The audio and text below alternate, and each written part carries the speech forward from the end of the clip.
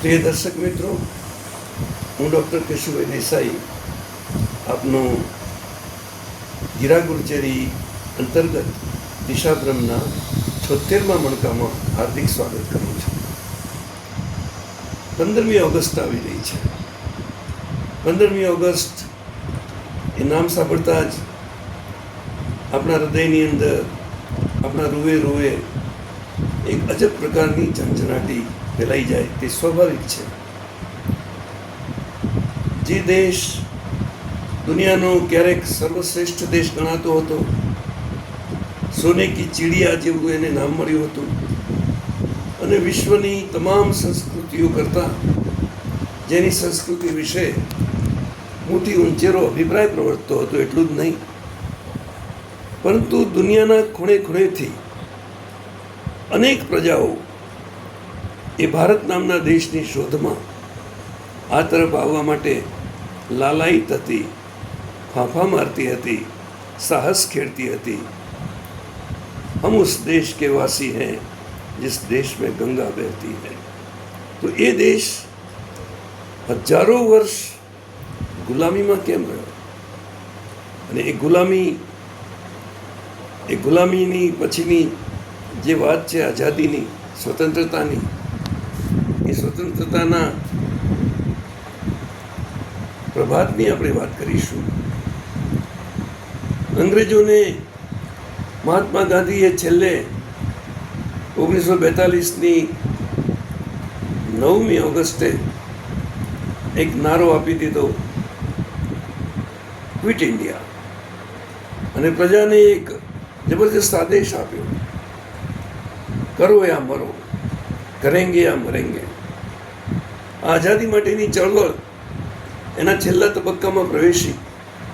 એક તરફ વિશ્વયુદ્ધ ચાલુ હતું, બીજી તરફ આપણી આઝાદીની ચળવળ એના છેલ્લા તબક્કામાં પ્રવેશી હતી, અને છેલ્લે ના છૂટકે બ્રિટિશ સરકારને ઝૂકવું પડ્યું અને ભારતને આઝાદી આપવી પડી. પરંતુ એ મળી ત્યારે કેવી આઝાદી હતી? એ ગાંધીની કલ્પનાની આઝાદી નહોતી. ગાંધીની શું, આ દેશની પ્રજાની કલ્પનાની પણ એ આઝાદી નહોતી. કારણ કે આઝાદી પહેલાં આપણા ત્યાં જે રીતે અંગ્રેજોએ ફાટફૂટ પડાવીને એક કોમને બીજી કોમની વિરુદ્ધ કરી નાખી હતી, એકબીજાના લોહીની તરસી કરી મૂકી હતી, અને જે રીતે ગાંધીજીના એક સમયના સાથીદાર, મૂળ કાઠિયાવાડના જ સપૂત એવા મોહમ્મદ અલી ઝીણાએ જે રીતે ડાયરેક્ટ એક્શનનો આદેશ આપીને મુસ્લિમોને હિન્દુઓની સામે સશસ્ત્ર બળવો કરવા માટે પ્રેર્યા હતા. હત્યાઓ થઈ રહી હતી. પાકિસ્તાનમાં હિન્દુઓની રીતસર કતલેઆમ થતી હતી, અને એનો પ્રતિસાદ પડ્યો ત્યારે ભારતની અંદર પણ હિન્દુઓએ મુસ્લિમોની કતલેઆમ શરૂ કરી હતી. એટલે જે આઝાદી આપણને અંગ્રેજે આપી તે એવી લૂલી લંગડી આઝાદી આપી, અને માઉન્ટ બેટન તો એવી હોશિયારીપૂર્વક એ આઝાદી આપીને નીકળી ગયા કે એમણે તમામ રજવાડા, જ્યારે બ્રિટિશ હકુમત થઈ એના પહેલાંના જે રજવાડા હતા, જેમનું શાસન હતું, એમણે છૂટ આપી કે તમે કાં તો તમારું સ્વતંત્ર રજવાડું રાખી શકો છો, અથવા પછી તમે આઝાદ થયેલા હિન્દુસ્તાનમાં ભળી શકો છો, અથવા આઝાદ થયેલા પાકિસ્તાનમાં ભળી શકો છો. દેશના 2 ટુકડા તો એમણે કર્યા જ, વસ્તીના આધારે કર્યા, પરંતુ સાથે સાથે પેલા રજવાડાઓને પણ છૂટ આપી કે તમારે સ્વતંત્ર રહેવું હોય તો અમારા તરફથી તમને કોઈ વાંધો નથી. તમારે હિન્દુસ્તાન સાથે જોડાવવું હોય તો જોડાઈ શકો, પાકિસ્તાન સાથે જોડાવવું હોય તો જોડાઈ શકો. એવી વિચિત્ર પરિસ્થિતિ ઊભી થઈ ગઈ કે મહાત્મા ગાંધી, કે જેણે આઝાદી માટેના આંદોલનનું આટલું નેતૃત્વ કર્યું હતું, જેને એના માટે ઉપવાસો કર્યા હતા, વર્ષોથી જેમની આગેવાનીમાં હજારો કાર્યકર્તાઓએ લાઠીઓ ખાધી હતી, એક હરફ પણ ઉચ્ચાર્યા વગર, સામુ કોઈ પણ પ્રતિકાર કર્યા વગર સત્ય અને અહિંસાના માર્ગે એ ચળવળ ચલાવી હતી. અને જેના કારણે અનેક લોકોને ફાંસીના ફંદે પણ ચડવું પડ્યું હતું. ભગતસિંહ જેવાએ, રાજગુરુ જેવાએ, ચંદ્રશેખર જેવાએ. ત્યારે આ આઝાદી મળી એ વખતે ગાંધીજીને જરાય સુખ વાયદો નહોતો, એને એનો આનંદ નહોતો. એણે આવી આઝાદીની કલ્પના કરી જ નહોતી. અને એ દુખિયારો જીવ જે વખતે અહીંયા આગળ આઝાદીનો જશ્ન મનાવાઈ રહ્યો હતો, પંડિત જવાહરલાલ જે વખતે દિલ્હીના લાલ કિલ્લાના પ્રાચીર ઉપરથી આપણો તિરંગો ફરકાવી રહ્યા હતા, તે વખતે આપણને આઝાદીના આંદોલનનું નેતૃત્વ કરનાર આપણો રાષ્ટ્રપિતા, અને એ રાષ્ટ્રપિતા શબ્દ એમને સુભાષબાબુએ આપ્યો હતો. તો એ રાષ્ટ્રપિતા ક્યાં હતા? રાષ્ટ્રપિતા નીકળી પડ્યા હતા કલકત્તાની અંદર, બંગાળની અંદર ચાલી રહેલા એ રમખાણો સમાવવા માટે. અને ત્યાંથી આગળ અત્યારે જેને આપણે બાંગ્લાદેશ કહીએ છીએ, તે વખતે જે પૂર્વ પાકિસ્તાન કહેવાતું હતું, એમાં નોઆખલીમાં સાથે માત્ર સુશીલા નૈયર હતી.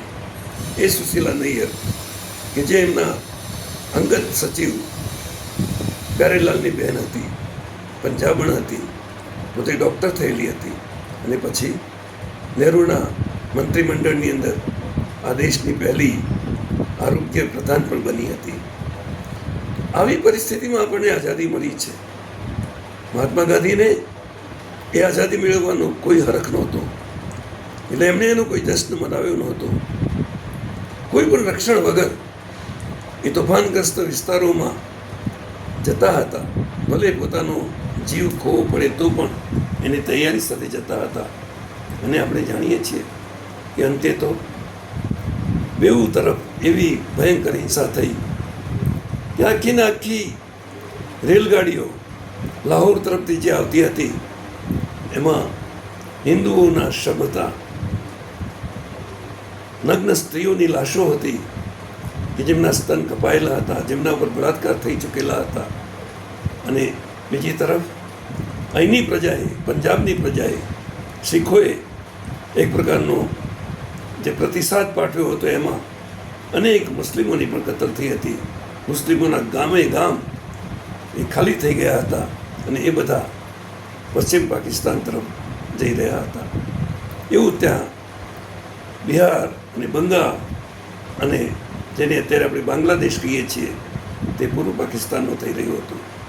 તો એ આઝાદીની ક્ષણો આપણે એમ કહીએ કે આપણો આઝાદી દિવસ, આપણો સ્વતંત્રતા દિવસ આ રાષ્ટ્રના જીવનમાં, રાષ્ટ્રના ઇતિહાસમાં એક સોનેરી પૃષ્ઠ, પરંતુ એનાથી મહાત્મા ગાંધીને લેશ માત્રનો સંતોષ નહોતો.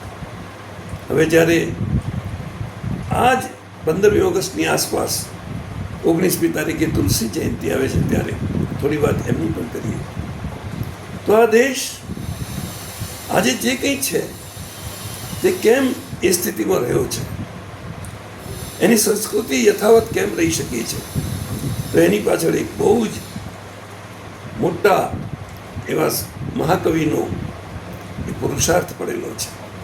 તુલસીદાસે આપણને રામચરિત માનસ આપ્યું, અને રામચરિત માનસ એણે એવી એક તાકાત આપણી સામાન્ય પ્રજામાં ઊભી કરી કે એના કારણે વર્ષો સુધી જે મુગલ સામ્રાજ્ય આપણા દેશ ઉપર રહ્યું, અને ધર્મ પરિવર્તન માટેના અનેક પ્રયાસો થયા, અનેક અત્યાચારો પણ થયા, અને છતાં એ અત્યાચારો સામે સનાતન ધર્મ અડીખમ રહ્યો.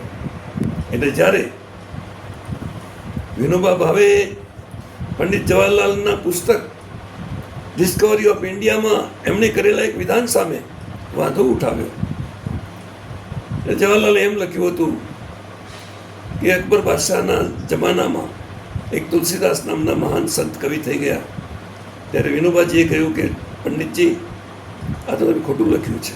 તમારે એમ લખવું જોઈતું હતું કે તુલસીદાસ નામના એક સંત મહાકવિના સમયમાં અકબર બાદશાહ નામનો એક બાદશાહ થઈ ગયો, અને પછી એને એનું પ્રમાણ આપ્યું હતું કે પંડિતજી, હું ફરતો ફરતો બુધાન યાત્રામાં દિલ્હી નજીકના એક મુસ્લિમોના ગામમાં રાતે રોકાયો હતો. ત્યાં રાત્રિ સભા કરી હતી, અને ત્યાં મેં એક પ્રશ્ન કર્યો હતો કે તમારામાંથી અકબર નામ કોણે સાંભળ્યું છે? તો એ તો અભણ ગામ હતું, અશિક્ષિત હતું, બધાની મુંડી નીચે હતી. એક વખત પૂછ્યું, 2 વખત પૂછ્યું, 3 વખત પૂછ્યું. છેવટે એના મુખિયાએ ઊભા થઈને કહ્યું કે બાબાજી, અમે તો અલ્લાહુ અકબરમાં જે અકબર શબ્દ આવે છે એટલું જાણીએ છીએ, બાકી કોઈ અકબર બાદશાહનું નામ અમે સાંભળ્યું નથી. તમે જુઓ કે દિલ્હીનો બાદશાહ અકબર દિલ્હીના નજીકના ગામડાની પ્રજા સુધી પણ પહોંચી શક્યો નથી. પ્રજા એને ભૂલી ગઈ છે. પછી વિનોબાજીએ બીજો પ્રશ્ન કર્યો, તો તમારામાંથી તુલસી બાબાનું નામ કોઈએ સાંભળ્યું છે? તુલસીદાસનું? કેમ નહીં? અમારા ગામમાં 3-4 હિન્દુ પરિવારો રહે છે, એ દરરોજ રામચરિત માનસનો પાઠ કરે છે. તુલસી બાબાનું નામ કોણે ના સાંભળ્યું? તો તમે વિચાર કરો કે એક સંત, એક કવિ તુલસીદાસ, અકબરના જ સમયમાં થઈ ગયેલો તુલસીદાસ, એ બાદશાહના કરતાં વધુ ચિરંજીવી રહ્યો છે. એટલે ખરેખર એ તુલસીદાસનો એટલો જ મોટો મહિમા છે. આજે તુલસીદાસને પણ આપણે વંદના કરીએ અને રામચરિત માનસ આપીને ખરેખર એક આપણી સંસ્કૃતિની રક્ષા કરી છે. એક એવો ગ્રંથ છે કે જે સદાય પ્રેરણા આપતો રહ્યો છે.